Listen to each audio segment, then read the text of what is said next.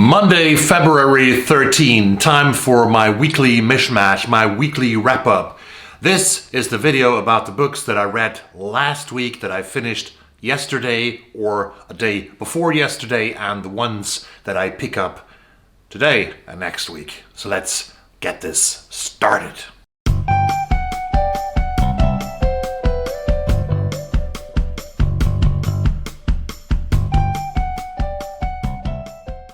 Hi everybody and welcome to my weekly mishmash, my weekly wrap-up. My name is Rainer and this channel is called Rainier Books. It's called Rainier Books because I once stayed at this beautiful American Airbnb in the beautiful city, the Emerald City of Seattle in the state of Washington, and I had a wonderful host, an elderly man who called me Rainier, although my name is Rainer without the second I in Nair, not near. So Rainier, because there was a mountain, Mount Rainier, in the vicinity of Seattle that sort of gives the city its shape, its picture, its image to the world. But now let's get started about books and about reading.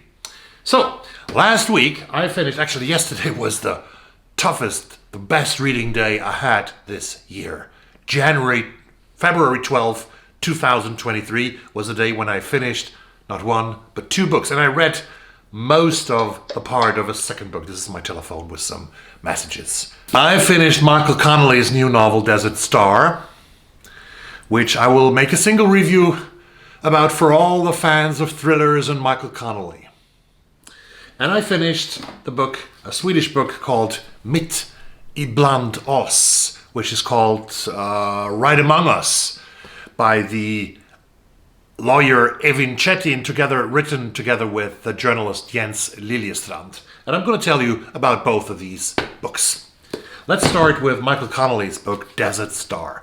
I became a fan of a Connelly devotee, as you might call it, pretty early. I think right in the middle of his authorship. He has written more than 40 novels already. 45 novels, I guess. And I think one of the first novels was City of Bones. It might have been City of Bones. I think it was Angel's Flight. That's correct. Angel's Flight was the first of the Connelly novels that I've read. And this was his 2, 4, 6, 8, 9th novel. Not the 9th novel in the so-called Harry Bosch series. But this is a book in the Harry Bosch series. Harry Bosch is the most famous character of Connelly. And he has this other character now. It's, I think, the 5th book with her, with Ballard, I don't know how to pronounce that name. Still, I don't know it. Rainey Ballard, who was a member of worker at the late night shift, the graveyard shift, the late show, as they call it in police language in Los Angeles, at the LAPD. And Bosch is the author, Connelly's the author of 37 novels with Harry Bosch. I think 37 novels. Please correct me if I'm wrong. And this one is a 5-star read for me in the terms of thrillers. I wouldn't compare it to literary fiction, but in the terms of thrillers, Michael Connelly still knows how to do it. And it's a big story. It's a cold case story, which plays partly in the desert, as you can see, because the desert star is a flower in the desert. It also has another case of a woman that was murdered several years ago. And Ballard and Bosch, they pick it up, they solve it, and also the story, the life of Harry Bosch, at least specifically Bosch, is being told. His biography sort of adds. We get another chapter of his life besides the cases that he has to follow. It's a great novel. It's full of everything that is Connellish in the Connelly universe, with great music. Connelly is a connoisseur of great and beautiful jazz music, and you absolutely have to listen to the soundtrack of his novels.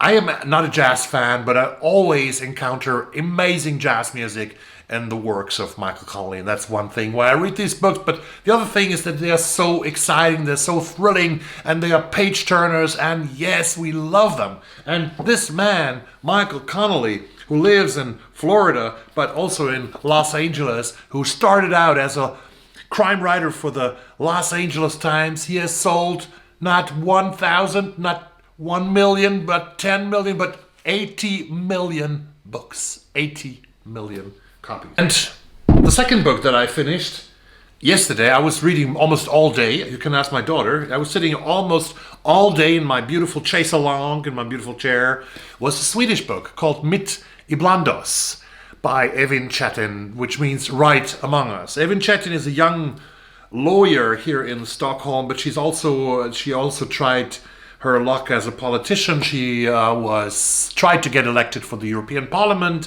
for the Social Democratic Party here in Sweden.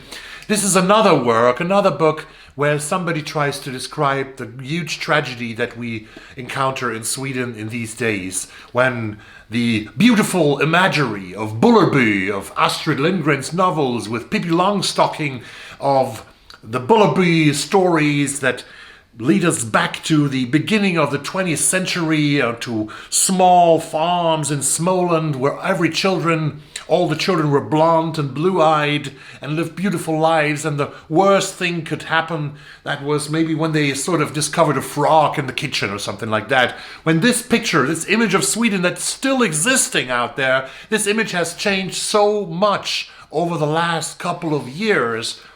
And one of the reasons is gang shootings, because we have the worst situation of gang shootings, not in the world, that's the United States and Mexico, of course, but in Europe. No other country has so many gang shootings like Sweden. We lose so many lives, and Evin Cetin, she's a lawyer, she has stopped with that actually, because she said, I can't stand it anymore. She has represented victims, families who have lost their sons and their brothers, and she has represented their families in court, and she said at one point, I can't stand it anymore, I can't live with that anymore, with a immense grief and sorrow and this hopelessness, so I have to get out of it. But she did it by writing this book, Mitt, Ibland, where the journalist Jens Liljestrand from the newspaper Expressen helped her to put this down to paper. And she has talked to a lot of boys, both victims, both perpetrators, both drug dealers, and talks about why does this happen in Sweden, and why are there so many boys from migrant families inside. And there's a beautiful passage of this book in Swedish that I want to read out to you. I'm going to read it in Swedish, but I'm going to translate it right after that. And it goes like this. För mig är koppling mellan invandring och drogförsäljning enkel. Invandrarna tar de mest utsatta jobben i samhället. De diskar i restaurangköken där du äter. De sköter den kollektivtrafik du åker med. De lagar dina skor och stryker dina skjortor och städar toaletterna du använder. Att de säljer de droger som vi använder är en del av samma mekanism. Ett annat exempel på hur människor längst ner i samhällets hierarki tar de jobb som är för smutsiga för oss andra. So the translation of this, I hope this book gets translated into German, into Swedish, so that you can learn about the situation as it is today here in this country. For me, the relation between immigration and drug selling is very easy. The migrants take the worst jobs in the society.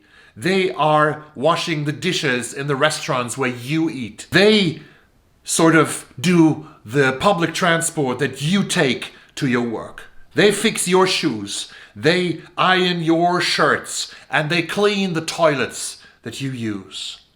That they also sell the drugs that we use is a part of the same mechanism. Another example about how people long in the bottom of a society's hierarchy take the jobs that are too dirty for us others.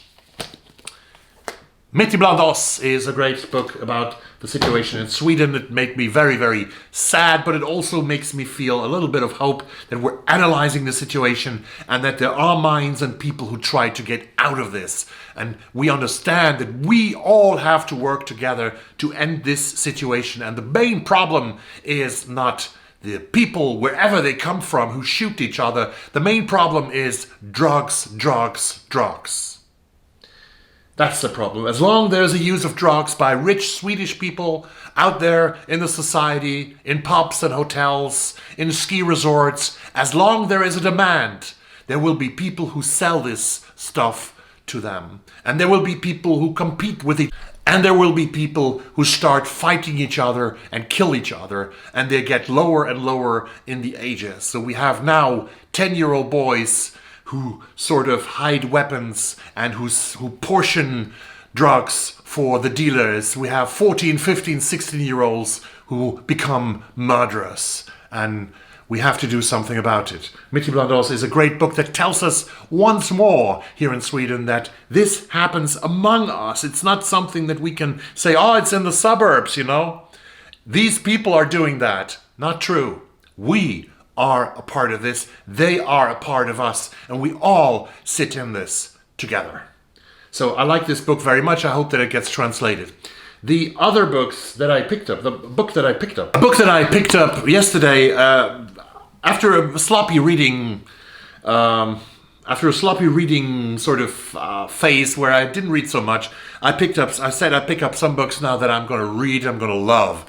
And the library helped me a lot by sending me this one here. It's by Scottish crime writer Ian Rankin, one of my three favorite crime writers, Rainer, over the years. Peter Robinson, who died last year, unfortunately. Michael Connelly, who I mentioned in the beginning of this video, and Ian Rankin from Scotland is another one. His new book about his great character, also detective that gets older and older with each novel, is John Rebus, and this is Edinburgh. We're talking Scotland here, and this is called A Heart Full of Headstones. A Heart Full of Headstones by Ian Rankin. And in the beginning it finds John Rebus sitting in prison, and it looks like he gets life if he gets sort of punished. What happened? This book tells the story, and it hopefully gives us a good ending. I don't know yet. I reckon it is coming, and John Rebus may be hearing the call for last orders. This is the book that I'm reading, and I'm also listening to an amazing audio. I'm sure it's also an amazing non-fiction, hardback, whatever work. This is by Patrick Radden Keefe. The story of the Sacklers. It's called The Empire of Pain. I already listened to the first 4 chapters, and I will read more as I practice, hopefully in the gym this week, hopefully tonight. So bear with me. This was everything about my reading this week, last week, and about my plans for this week. I'm going to do more videos. I have to do more videos. I promised you more videos. I'm going to do the second video on Wednesday, so stay tuned to the channel. And if you don't subscribe already, please do so. Click on the subscribe button. It's so easy for you to do. And you help me so much. Thank you very much. I hope that you have a great week. I love you all. Bye-bye.